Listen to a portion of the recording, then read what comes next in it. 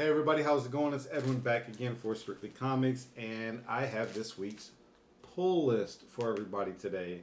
Let's get right into it. Got a couple things I want to talk about, and I don't want this video to be too long because this is the second time that I've done this video already.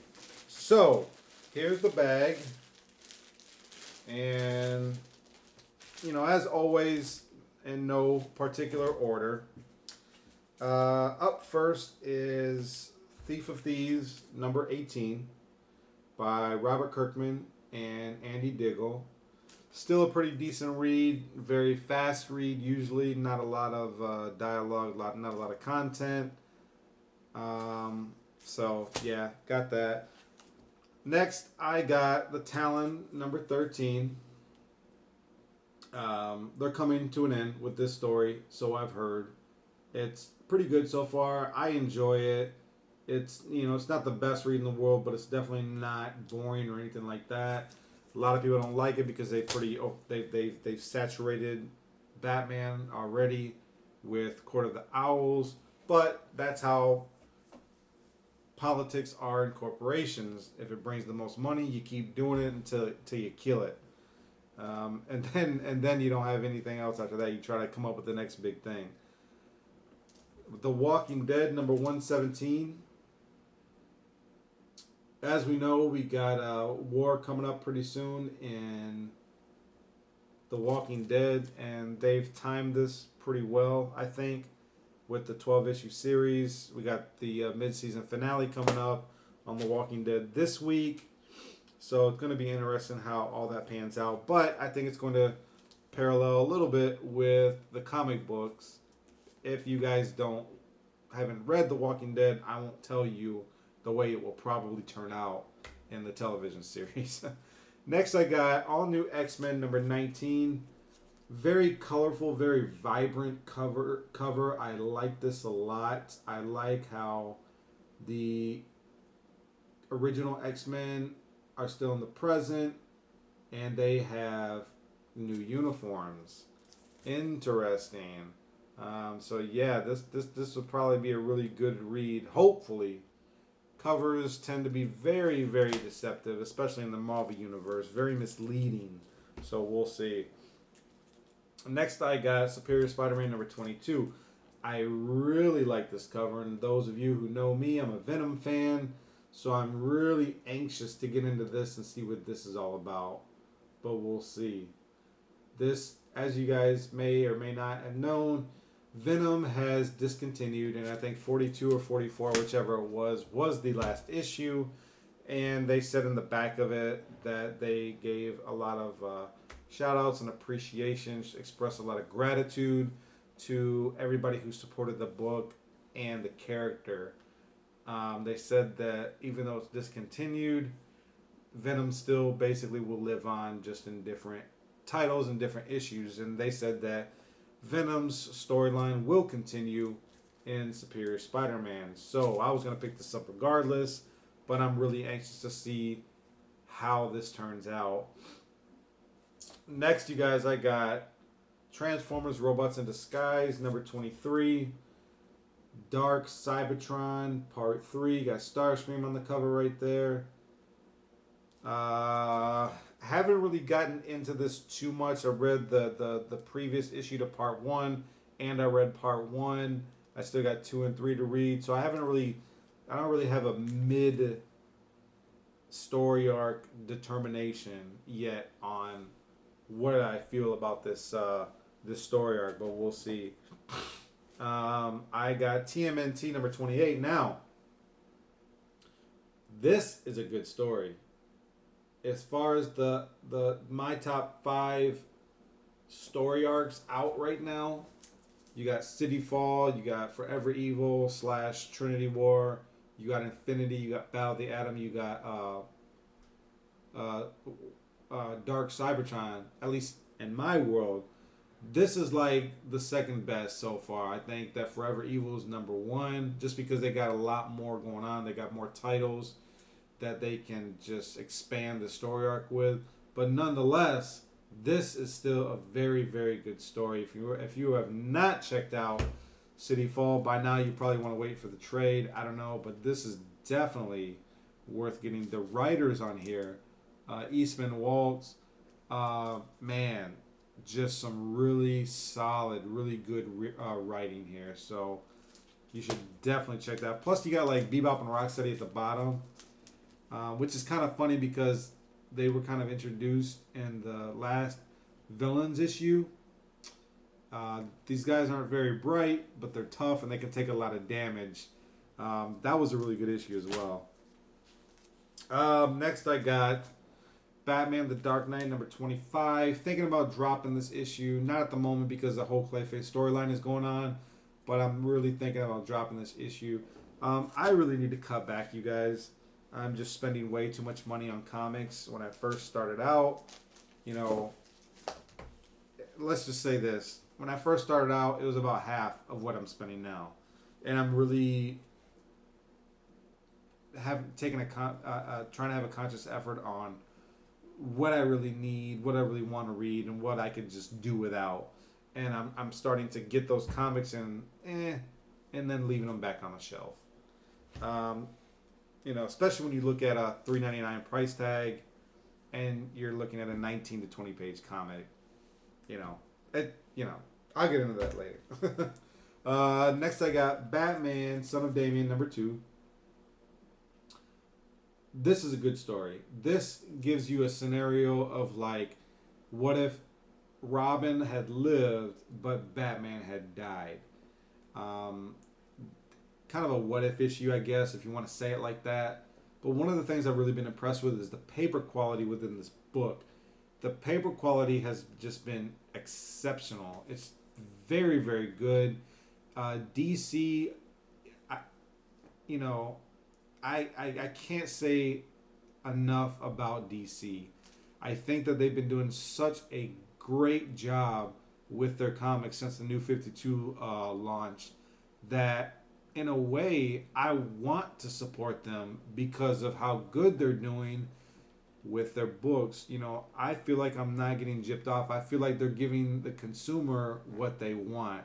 I think that they also recognize that Marvel has gotten a bad rap with the paper quality, and and they're trying to maybe get a one-up on Marvel, you know, in that sector of comic book publishing. So I've really been impressed with the way DC has been doing their books, and I hope that they keep it up. Yeah, go DC. Next, I got Uncanny Avengers number 14. I'm also thinking about dropping this title because I'm just so far behind on it, but I keep buying it. I know that I will go back and read it, but there's just so much out right now, and I'm spending so much money on comics that I'm not going to go cold turkey, but I'm making myself do some cutbacks. Next, I got Scarlet Spider number 24. I don't know if this is the last issue or not. I know that the last issue is coming up, but we'll see. We'll find out when I read it. It seems like they're setting something up for Kane to kind of just go out with a bang. Whether it's good or bad, I don't know. I got the Maxximized, Maxximized number 1 by Sam Kieth. Some of you guys might not know who Sam Kieth is. He was really popular in the 90s. He was really popular on various Wolverine issues, X-Men issues, and his own original character, the Maxx, back when he was with Image Comics. And as we can see, he's now with IDW, probably trying to resurrect his character into the comic book universe.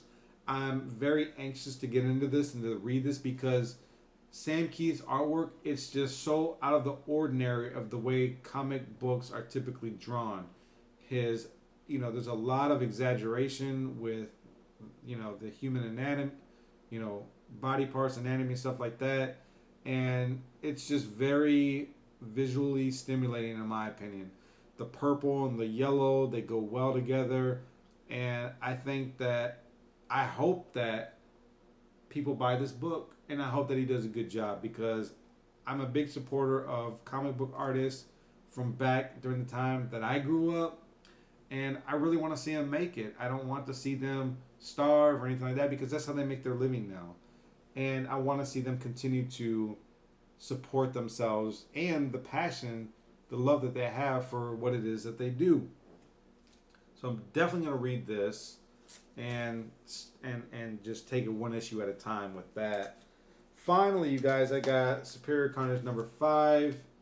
Wasn't going to pick this up, but I decided to get it anyways because it's the last issue.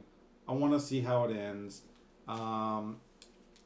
They've been doing a really crappy job with Carnage lately, and I'm not really impressed with it. I think that one of the last great stories that they had was, I can't remember the one before Minimum Carnage. I think it was Carnage USA or something like that. But Minimum Carnage was a joke. This storyline, Carnage changing, looking like the Punisher, that's crap, man. If it ain't broke, don't fix it. Why are you changing characters like that? Nobody's going to appreciate that. Nobody's going to like that. You just put him into a line of that looks the same as other superheroes, and that's just not cool.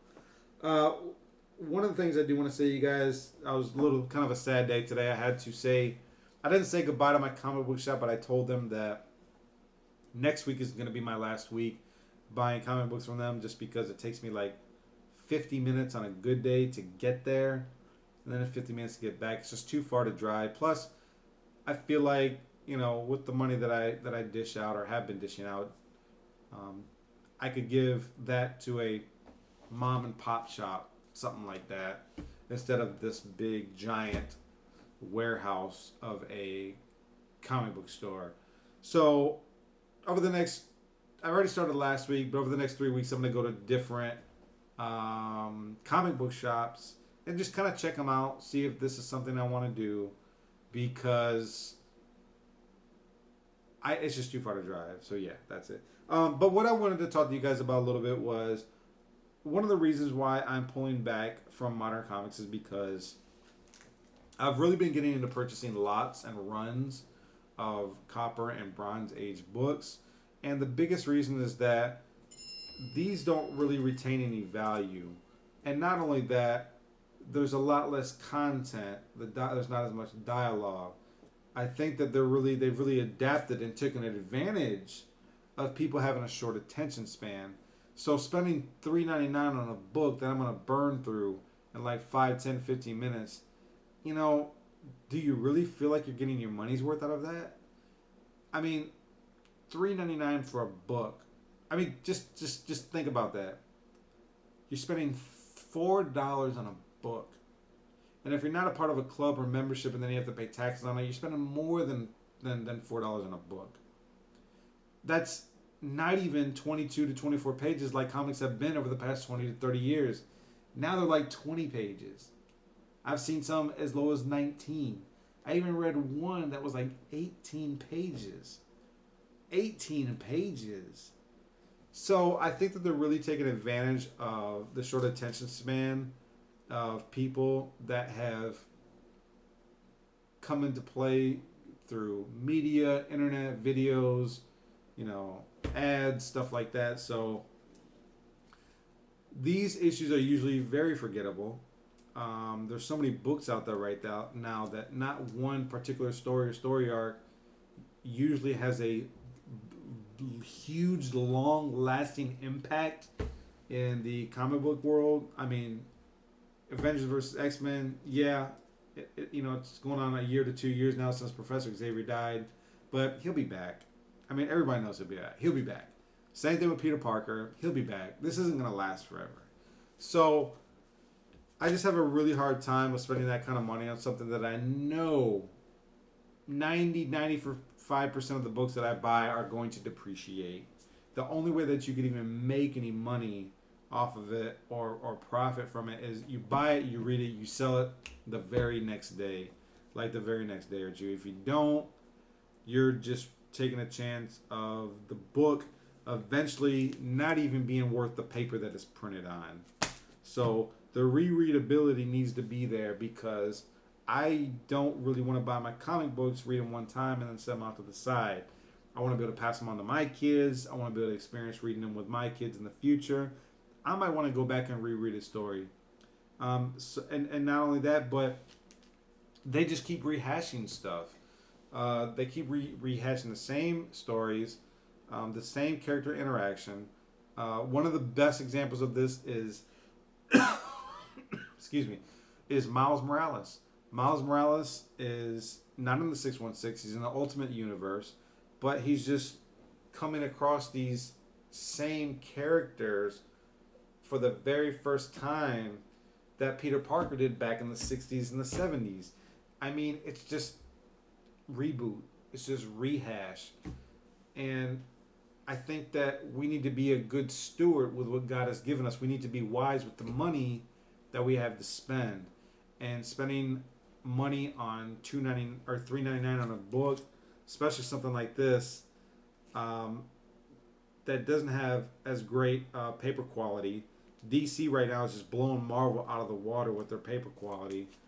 I just don't feel like I'm getting my money's worth. I mean, you can make a comic with awesome, superior paper, but you choose not to because you want to save a few pennies, and you're taking advantage of the consumer, the people out there, because of the great movies that you've put out over the past 10 years. So, anyways, I'm rambling. This video's getting long.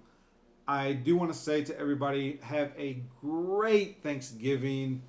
Get stuffed. Have fun with your family.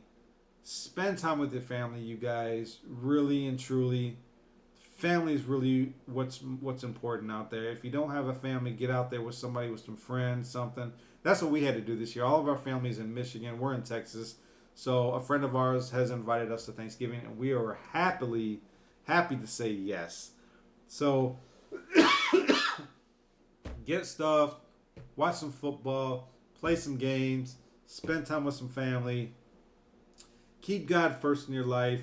Enjoy your comic books, though, and God bless you guys. I'm out of here.